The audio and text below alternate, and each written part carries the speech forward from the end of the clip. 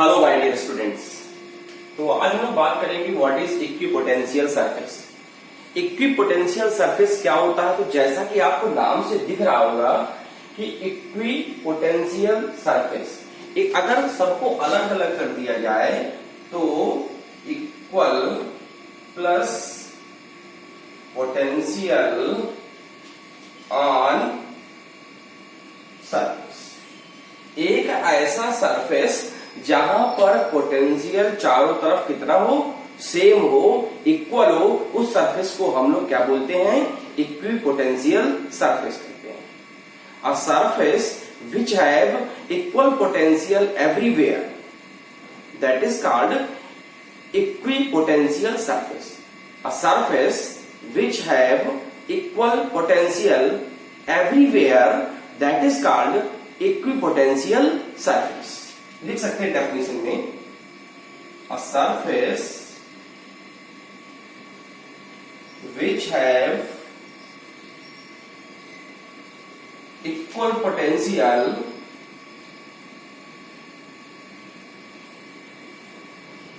Everywhere, that surface is called equipotential surface. बेटा कई जगह इसको आइसोपोटेंशियल भी कहते हैं, ठीक है। मतलब कोई जरूरी नहीं है इक्विपोटेंशियल के नाम से हो, कई जगह इसका नाम बदल के क्या कह देते हैं? आइसोपोटेंशियल सरफेस। देखिए डेफिनेशन तो नॉर्मल है, हमने कहा कि इक्विपोटेंशियल सरफेस क्या है? तो equal plus potential on surface, a surface which have equal potential everywhere, that is called equipotential surface. एक ऐसा सरफेस जहां पर पोटेंशियल चारों तरफ कैसा रहे? सेम रहे। जितने सरफेस में पोटेंशियल सेम रहेगा उसी का नाम क्या दे दिया गया? Equipotential surface. अब इसके बारे में इसकी प्रॉपर्टीज देखते हैं, आखिर है क्या। तो एक बात अगर सोचो कि हमने कहीं ना कहीं पॉइंट चार्ज का डेरिवेशन पढ़ा है, ठीक, जरा एग्जांपल को समझिएगा। Potential due to point charge, बताइए क्या फॉर्मूला था? V equal 1/4πε0 Q by R। इसको 1/4πε0 को हम क्या लिखते हैं? K Q by V equal K Q by R। जहां से रिलेशन निकालो तो V प्रोपोर्शनल 1/, मतलब V का डिस्टेंस से कैसा रिलेशन है? इनवर्सली। अगर हम डिस्टेंस को इंक्रीज कराएंगे तो पोटेंशियल सरफेस पे डिक्रीज करेगा, अगर हम डिस्टेंस को डिक्रीज कराएंगे तो पोटेंशियल इंक्रीज करेगा, इसको इंक्रीज कराओगे तो डिक्रीज। लेकिन दूसरी चीज सोचो, अगर हम R डिस्टेंस को ना बदले तो क्या पोटेंशियल बदलेगा? तो उस सरफेस का पोटेंशियल नहीं बदलेगा। कब? अगर हम डिस्टेंस को कांस्टेंट रखें। एग्जाम्पल के तौर पे हमने पॉइंट चार्ज का एग्जाम्पल लिया, क्योंकि हमने पॉइंट चार्ज का ही फॉर्मूला लिया है ऊपर, क्योंकि हमने पॉइंट चार्ज का ही फॉर्मूला लिया है तो पॉइंट चार्ज का एग्जाम्पल ले लिया कि हमने क्यू चार्ज लिया, इस क्यू से R डिस्टेंस पर और R डिस्टेंस पर, चारों तरफ कितनी डिस्टेंस होगी? R डिस्टेंस होगी। तो कुछ ऐसा बनेगा, R distance, R distance, R distance. Point charge से R डिस्टेंस पर, ठीक है, डिस्टेंस कांस्टेंट है तो R भी सब सेम है। तो जो ये सरफेस बन रहा है, आपको स्फेरिकल दिख रहा होगा, जो सरफेस स्फेरिकल सरफेस दिख रहा है, इसी सरफेस को क्या बोलते हैं? इक्विपोटेंशियल सरफेस कहते हैं। V equal K Q by R को अगर कांस्टेंट रखें तो क्या पोटेंशियल नहीं बदलेगा। तो हमने पॉइंट चार्ज का एग्जांपल लिया क्योंकि डेरिवेशन भी पॉइंट चार्ज का है। तो पॉइंट चार्ज Q से R डिस्टेंस पे मैंने एक सरफेस बना दिया। वो सरफेस कैसा है? वो सरफेस कैसा है? हमारा इक्विपोटेंशियल सरफेस है। मतलब ये सरफेस हमको कैसा मिल गया? Equipotential surface. ये तो हमने पॉइंट चार्ज के लिए एक बात कही। आप पॉइंट चार्ज को ना करके लीनियर चार्ज की बात कर सकते हैं। अगर हम लीनियर चार्ज की बात करें तो मान लो कोई रॉड है, यहां कैसा चार्ज है? पॉजिटिव। अगर रॉड के में पॉजिटिव चार्ज है तो ये अपने आसपास क्या करेगी? R डिस्टेंस पर V इक्वल के क्यू बाई R। अगर R को सेम रखें, R सेम रखें तो V कैसा होगा? कांस्टेंट होगा। R को क्या रखें? सेम, तो V क्या होगा? कांस्टेंट। तो R डिस्टेंस मान लीजिए। ठीक, तो ये क्या है? इक्विपोटेंशियल सरफेस है। ये हमारा क्या बन गया? Equipotential surface. R को कुछ कम कर दीजिए मान लीजिए, तो ये भी क्या हो गया? इक्विपोटेंशियल सरफेस हो गया। जिसको कुछ लोग अब R को मान लीजिए कुछ घटाता है, बढ़ाता है, मान लीजिए R कुछ बढ़ा दिया तो ये इस तरह के बन जाएगा। अब R कुछ और कर दे और भी बढ़ा दे, तो सोचने की बात ये है कि जो कई सारे स्फीयर बन रहे हैं हमारे R डिफरेंट R के लिए, लेकिन जो डिफरेंट R है वो जो R रेडियस का पोटेंशियल रहा होगा स्टार्टिंग में जो आपने माना होगा वो तो उस सरफेस पे वही रहेगा ना जो ये अंदर वाला सरफेस है। फिर मैंने R को बढ़ा दिया। अब R को जब बढ़ा दिया तो पोटेंशियल डिक्रीज करेगा। तो मान लो कि यहां पर अगर 10 वोल्ट था तो यहां पर कितना हो जाएगा? 8 वोल्ट हो जाएगा। ठीक है, इसको हम क्या कहते हैं? Concentric sphere.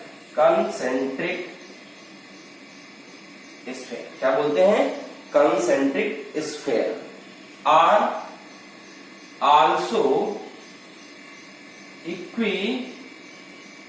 Equipotential surface when charge at centre. Charge कहां पे हो? सेंटर पे हो। तो कंसेंट्रिक स्फीयर क्या कहलाते हैं? इक्विपोटेंशियल सरफेस कहलाते हैं। ठीक है, यहां पर भी चार्ज क्या हो? When charge linear then it create a, क्या क्रिएट कर रहा है? सिलेंडर। तो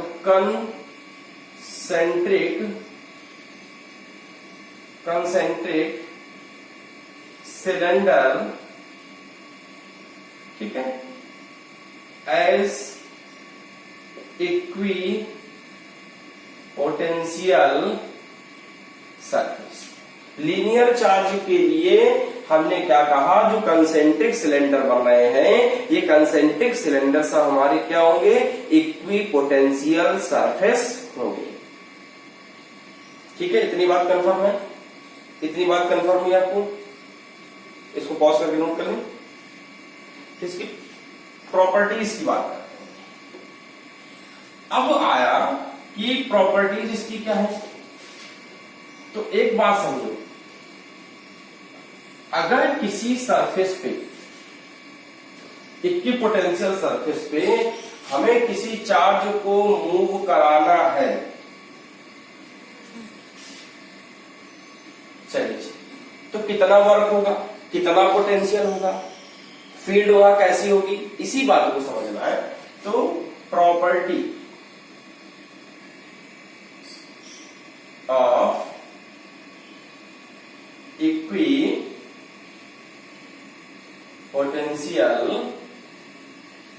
सरफेस। ठीक है, चलिए हम कंसेंट्रिक स्फीयर से ही लेते हैं। आपने भी कहा चार्ज Q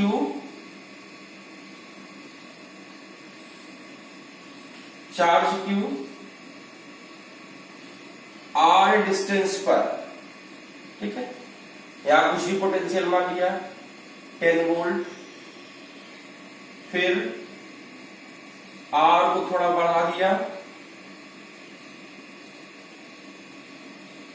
तो आर कितना हो गया,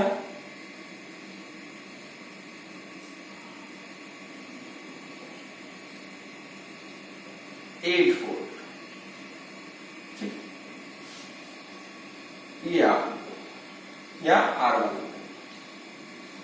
तो V इक्वल के क्यू बाई आर,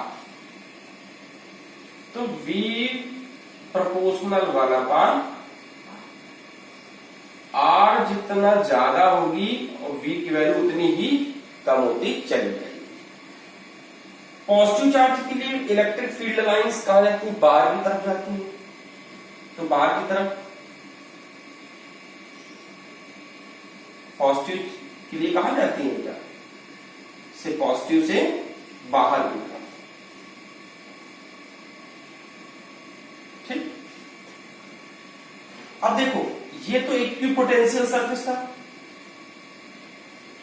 और ये फील्ड लाइन, तो आप देख रहे हो कि फील्ड लाइन सरफेस के साथ कैसी है, परपेंडिकुलर है ना। फील्ड लाइन इक्विपोटेंशियल सरफेस के साथ कैसी है, परपेंडिकुलर है। तो फर्स्ट प्रॉपर्टी क्या मिली,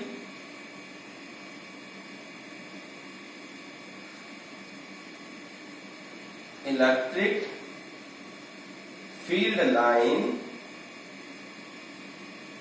always perpendicular to equipotential surface। ठीक, जो ये फील्ड लाइन है, या इसको ऐसे कर सकते हो कि जो ये इक्विपोटेंशियल सरफेस है ये परपेंडिकुलर है किसके, इलेक्ट्रिक फील्ड लाइन के। तो इसको उल्टा भी लिख सकते हो, equipotential surface are perpendicular to the electric field line always. Confirm है। अगर इसी की सेकंड बात करते हैं, मान लो इसी में कहते हैं कि ये यूनिफॉर्म इलेक्ट्रिक फील्ड है,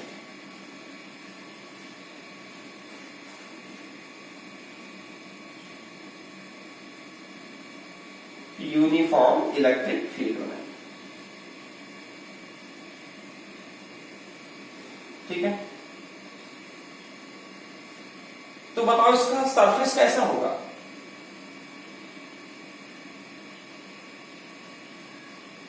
कैसा होगा, रेक्टेंगुलर। कैसा होगा बेटा, रेक्टेंगुलर सरफेस।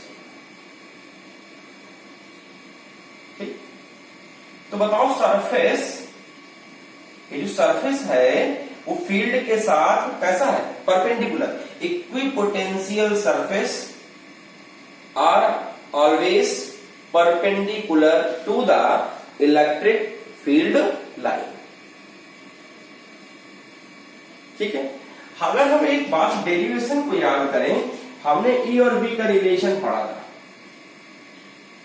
तो बताओ क्या था, D V equal minus integral of E dot D R. थोड़ा समझने की कोशिश करिएगा कि फील करने कैसे आया। अगर हम यहां पर इलेक्ट्रिक फील्ड लाइन ले लें और मान लो ये कोई सरफेस ले लें, तो जो सरफेस है हमारा वो कितने एंगल पे, थीटा एंगल पे, और थीटा कैसा है, लेस देन 90।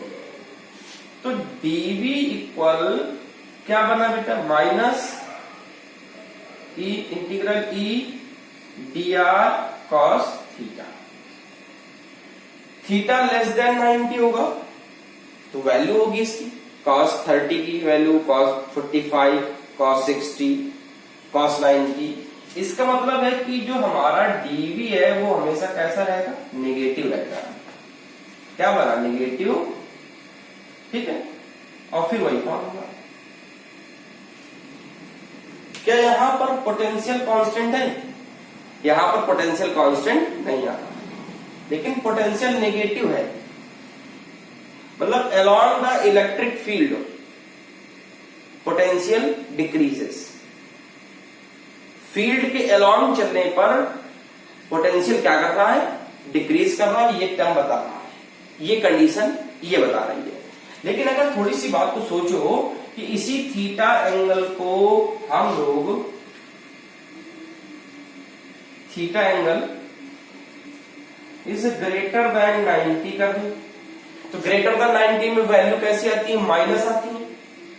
वैल्यू कैसी आएंगी, माइनस। तो dv equal minus integral E D R cos theta. Greater than 90 value minus आएगी तो पोटेंशियल क्या हो जाएगा, पॉजिटिव। पोटेंशियल कैसा होगा, पॉजिटिव। मतलब opposite of electric field line potential increases. Opposite of electric field line potential increases. अच्छा, अब एक बात सोचो, फील्ड के साथ चल रहे थे पोटेंशियल डिक्रीज कर रहा है, फील्ड के अपोजिट चल रहा है पोटेंशियल डिक्रीज कर रहा है। Sorry,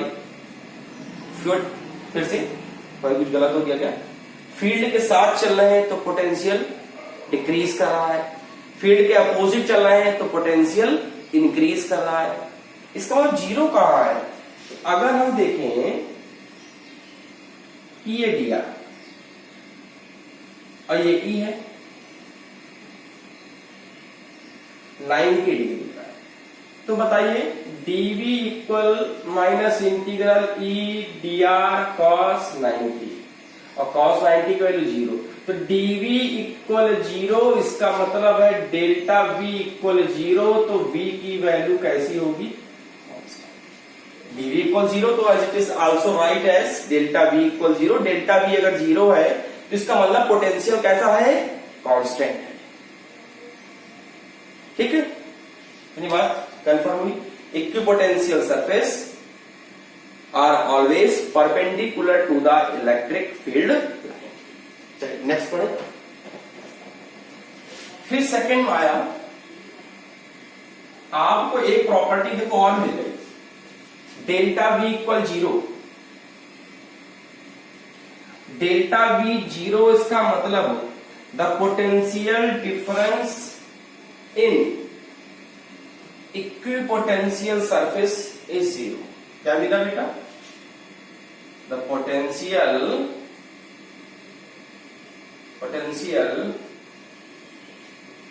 difference in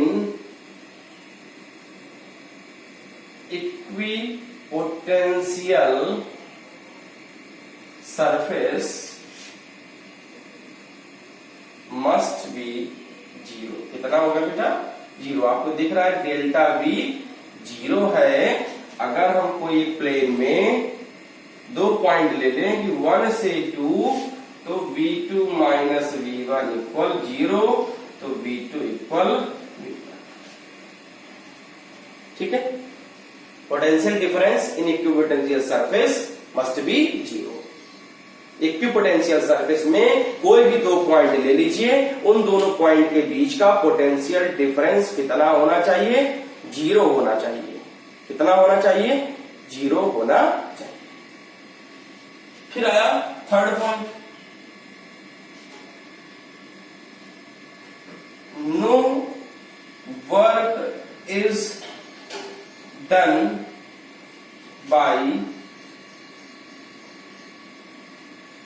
electrostatic force in equipotential surface। No work is done। कैसे कह दिया बेटा, नो वर्क इज डन। ये हमारा इक्विपोटेंशियल सरफेस है, सेंटर में क्यों, यहां से यहां ले गए, तो ये कैसा है, इक्विपोटेंशियल, इक्वल पोटेंशियल ए से बी। तो बताओ क्या बना, VB minus VA equal W external A से B अपॉन में मैग्नीट्यूड ऑफ चार्ज। ये डेफिनेशन थी, A से B तो VB minus VA। Equipotential surface है तो VA और VB दोनों सेम होंगे। अगर दोनों सेम होंगे तो इक्विपोटेंशियल है तो VA किसके इक्वल होगा, VB के होगा, तो VB माइनस VA कितना होगा, 0। तो W external A to B कितना हो गया, ठीक है। लेकिन हम यहां पर इलेक्ट्रोस्टैटिक फोर्स लिख रहे हैं और यहां पर एक्सटर्नल एजेंट का आ रहा है, करके देख लेते हैं। तो इस फिगर को यहां पर हमने एक टेस्ट चार्ज क्यू नॉट रख दिया,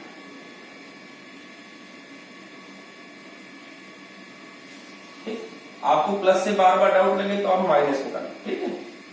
बार बार सर जी प्लस से बता रहे हैं तो माइनस से लिखें, प्लस और माइनस में अट्रैक्शन होगा। तो इलेक्ट्रोस्टैटिक फोर्स बताओ कहां गया, अंदर की तरफ अट्रैक्ट हो रहे हैं, दो अट्रैक्ट हो रहे हैं। लेकिन हम डिस्प्लेस कहां करा रहे हैं, डिस्प्लेसमेंट कहां करा रहा है, सरफेस पे, ऐसे है। फिर यहां आया, यहां आने पर ये अट्रैक्शन ऐसे है। तो बताओ एंगल कितना है, 90 डिग्री एंगल दिख रहा है ना,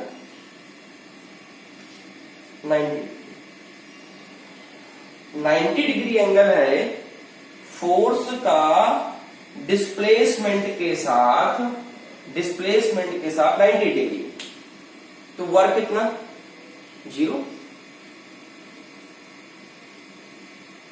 W इक्वल वर्क क्या होता है, फोर्स इंटू डिस्प्लेसमेंट, और इलेक्ट्रोस्टैटिक फोर्स डिस्प्लेसमेंट के साथ, ये सरफेस है, एक सेंटर पे चार्ज है, तो इलेक्ट्रोस्टैटिक फोर्स ये नेगेटिव है, ये पॉजिटिव है, तो अट्रैक्शन, और घूम का सरफेस पर आए तो ऐसे दिया। फिर ये मान लीजिए फोर्स, मान लो हम इसको ऐसे मान लो माइनस क्यू, यहां मान लो क्यू नॉट, ये हो गया FE। लेकिन ऐसे घूम तो ये ऐसे रहा ना, ऐसे 90। तो वर्क इलेक्ट्रोस्टैटिक फोर्स के द्वारा वर्क क्या, 0। Work is 0 by FE, electrostatic force.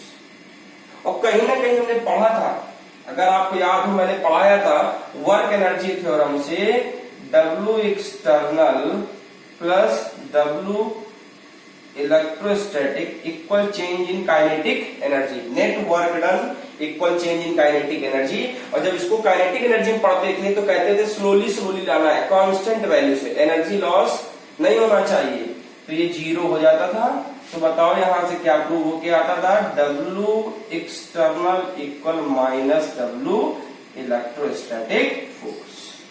तो यहां माइनस और प्लस का कोई इफेक्ट तो पड़ना नहीं, ठीक है। तो मोस्ट इंपॉर्टेंट है, no work is done by electrostatic force in equipotential surface. Equipotential surface में किसी चार्ज को एक प्लेस से दूसरे प्लेस तक ले जाने के लिए हमें कोई भी वर्क नहीं करना होता है, या कह सकते हैं कि इलेक्ट्रोस्टैटिक फोर्स कोई वर्क नहीं करता, या कह सकते हैं कि एक्सटर्नल एजेंट वहां पर एक पॉइंट से दूसरे पॉइंट तक ले जाने में कोई भी वर्क नहीं करता,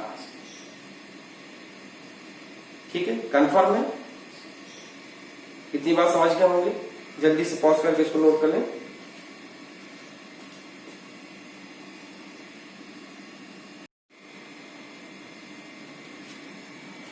नोट हो गया।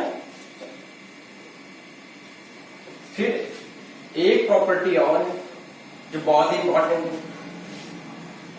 क्या दो इक्विपोटेंशियल सरफेस एक दूसरे को इंटरसेक्ट कर सकते हैं? सोचना। मान लो चार्ज Q, ये इक्विपोटेंशियल है, क्या इक्विपोटेंशियल ऐसे हो सकता है? अगर यहां पर पोटेंशियल 10 वोल्ट था या 8 वोल्ट है, डिस्टेंस बढ़ने से पोटेंशियल डिक्रीज करता है, तो क्या यहाँ दो पोटेंशियल पॉसिबल है? एक पॉइंट पे दो पोटेंशियल पॉसिबल है? पॉसिबल नहीं है। एक पॉइंट पे दो पोटेंशियल पॉसिबल नहीं है। इसका मतलब 2 equipotential surface can not intersect with each other. दो equipotential surface can never two equipotential surface never intersect with each other. दो इक्विपोटेंशियल सरफेस एक दूसरे को कभी नहीं काट सकते. ठीक है, चलिए कौन सी प्रॉपर्टी थी, मैं नंबर भूल गया हूं तो गैस से डाल देता हूं. 1 2 3 4 और 5. अब बताइए करा कि the direction of equipotential surface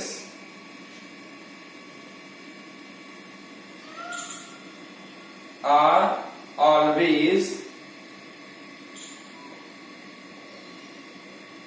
higher potential to lower potential.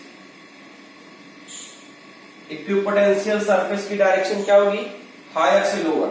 Charge Q था, डिस्टेंस जितनी कम होगी उस उतना ही पोटेंशियल इस सरफेस में ज्यादा होगा. तो मान लो 10 वोल्ट, फिर डिस्टेंस बढ़ गई, अब हो गई इतनी डिस्टेंस तो हो गया 8 फुट. फिर डिस्टेंस बढ़ा दोगे, बहुत बढ़ा दी डिस्टेंस तो मेरी आर्ट बहुत खराब है बेटा, सीरियसली मत लीजिएगा, जैसा बन जाए काम चला लीजिएगा. ठीक है, फिर ये आर डिस्टेंस है तो यहां मान लो कितना हो गई 4 वोल्ट. देखो जैसे जैसे आर बढ़ता चला जा रहा है इक्विपोटेंशियल सरफेस पे जो पोटेंशियल था उसकी वैल्यू भी घटती चली जा रही है. तो इक्विपोटेंशियल सरफेस की डायरेक्शन कैसी हुई, higher potential to lower potential, higher to lower potential. ठीक है, तो नेक्स्ट पॉइंट क्या होगा, करा all metallic surface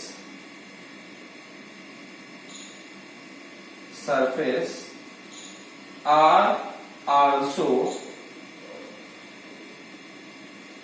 equipotential surface. अगर हमने डेरिवेशन पढ़े हो स्फेयर और हॉलो स्फेयर, सॉलिड स्फेयर में, तो सॉलिड के नॉन कंडक्टिंग को छोड़कर सभी का जो वॉल्यूम था या मास था वो सरफेस पे था. और हम जब उसको डीएम करते थे तो एम लिखते थे. अगर आपने लास्ट लेक्चर डेरिवेशन देखे होंगे, वीडियो देखे होंगे तो आपको मालूम होगा. तो जो कंडक्टर है उसको जितना भी चार्ज हम देते हैं तो वो अंदर नहीं रहता, वो चार्ज कहाँ जाता है, सरफेस पे.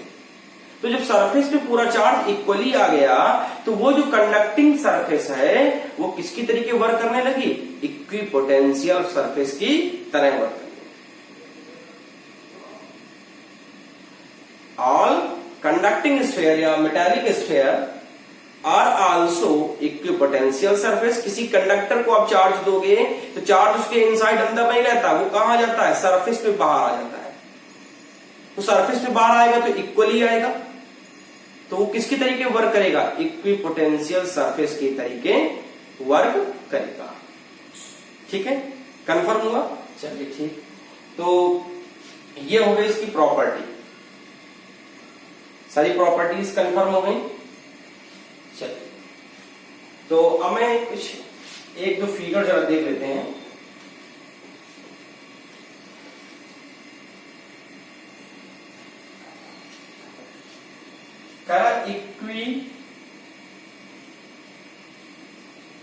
Equipotential surface for two equal and opposite charge. एक प्लस क्यू दूसरा माइनस। प्लस से फील्ड बाहर जाती है, प्लस से माइनस की तरफ जाती है और माइनस की तरफ आती है। प्लस से क्या होता था, बाहर जाती थी और तथा माइनस में, प्लस से माइनस में, ठीक है, प्लस से माइनस। तो अब बताओ, प्लस से बाहर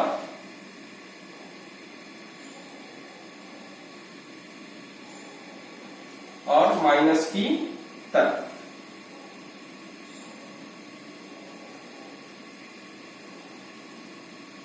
ठीक है।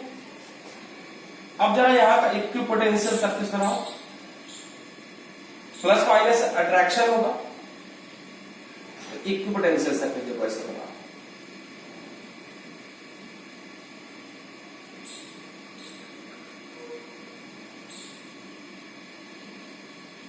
यहां का बनाने की मैं डॉट से नहीं बनाऊंगा, फिगर अच्छा नहीं बनना है,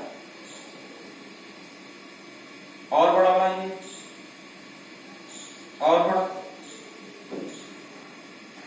तो यहां के लिए भी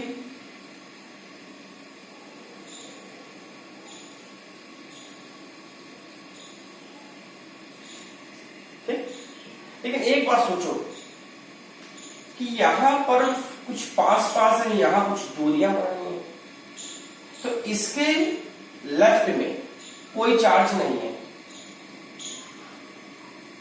इसके लेफ्ट में कोई चार्ज नहीं है, तो यहां अट्रैक्शन और रिपल्सन कम फील करेगा।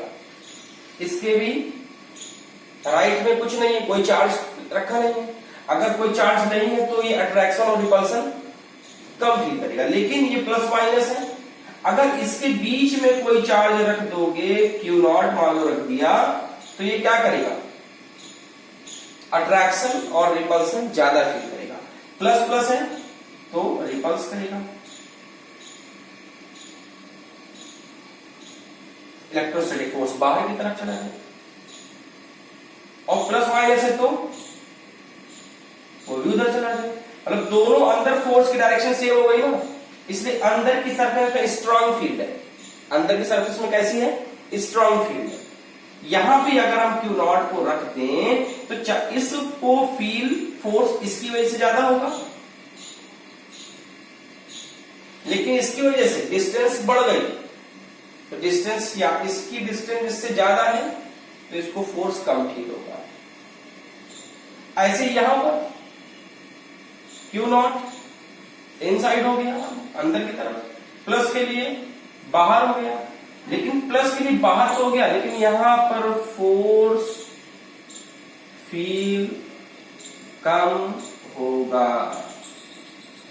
क्यों? क्योंकि इससे इसकी डिस्टेंस ज्यादा है, लेकिन इन दोनों की डिस्टेंस तो कम है ना, इसलिए यहां पर ये स्ट्रॉन्ग फील्ड डिनोट कर रहा है और बाहर की तरफ ये वीक फील्ड डिनोट कर रहा है।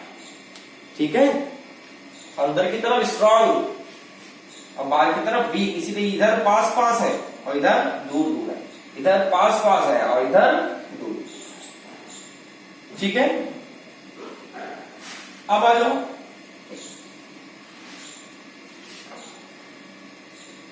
अगर हम बात करें two equal and same charge,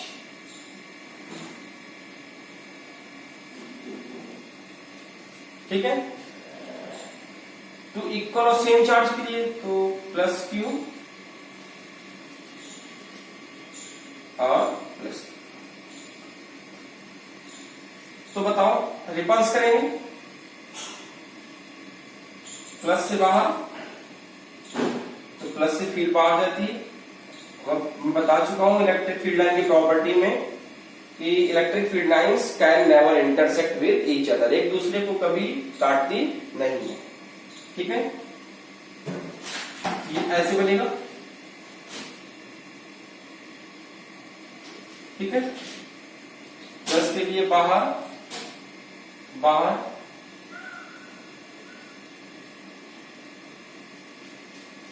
ठीक है, और प्लस के लिए भी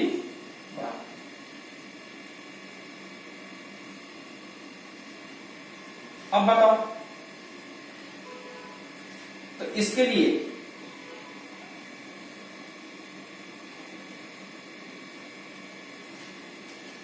हाँ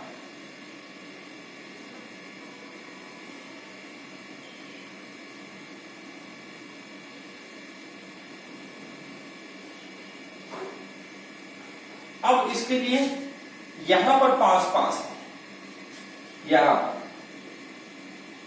पर पास पास है और अंदर की तरफ दूर दूर है। क्यों? क्योंकि ये एक दूसरे को रिपल्स कर रहे हैं, सेम चार्ज है ना, रिपल करेंगे, दूर भगाएंगे। अगर दूर भगा रहे हैं तो अंदर की फील्ड स्ट्रांग कैसे होगी? फील्ड स्ट्रांग होती तो ये अट्रैक्ट करते हैं। तो एक दूसरे को जब रिपल कर रहे हैं तो रिपल्सन में अगर कोई भी चार्ज यहां रखो तो ये इसको रिपल्स करेगा, ज्यादा बाहर कर रहा है, ये भी यहां से भी रिपल्स हो रहा है, यहां से भी रिपल्स हो रहा है। यहां पे आप चार्ज रख दो, ये भी यहां से रिपल्स होगा। Same charges, two like charges are repulse each other, एक दूसरे को रिपल्स करेंगे तो उनकी बाहर की फील्ड स्ट्रांग होगी और अंदर की फील्ड वीक होगी। Two unlike charges are attract each other, अगर एक दूसरे को दो विपरीत आवेश एक दूसरे को अट्रैक्ट करेंगे तो उनकी अंदर की फील्ड स्ट्रांग होगी और बाहर की कमजोर। और लाइक चार्जेस हैं, सेम साइन के हैं, तो रिपल्स करेंगे तो उनके रिपल करने के बाद बाहर की फील्ड स्ट्रांग होगी और अंदर की कैसी होगी? वीक होगी। ठीक है, तो ये था इक्विपोटेंशियल सरफेस और उसकी कुछ प्रॉपर्टी, और जितना हो सकता था मैंने उसको समझाया। तो आप लोग वीडियो को लाइक जरूर कर दें, चैनल को सब्सक्राइब भी कर दिया करें और ज्यादा से ज्यादा शेयर भी कर दें। ठीक है, वीडियो कैसा लगा कमेंट में जरूर बताएं। तो आपसे गुड मॉर्निंग करना भूल गया था, तो गुड मॉर्निंग बच्चों, good luck, have a nice day.